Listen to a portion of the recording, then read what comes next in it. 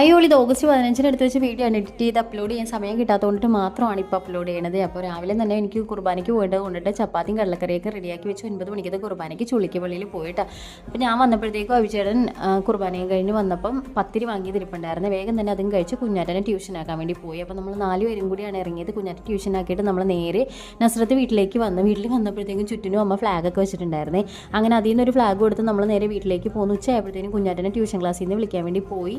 കുഞ്ഞാറ്റനെ നസ്രത്ത് വീട്ടിൽ കൊണ്ട് ആക്കിയിട്ട് തിരിച്ച് വന്നപ്പോഴത്തേക്കും ഇവൻ്റെ അംഗനവാടി ഫ്രണ്ട് ഇഹാനെ കണ്ടിട്ട് അങ്ങനെ അവനോട് വന്നിട്ടാന്ന് ചോദിച്ചപ്പോൾ തന്നെ അവൻ വേഗം വണ്ടിയിലേക്ക് കയറി. അങ്ങനെ പിന്നെ അവനെയും കൊണ്ട് ഞങ്ങൾ ലിയോന് സർപ്രൈസ് കൊടുക്കാനായിട്ട് വീട്ടിലേക്ക് വന്നേ.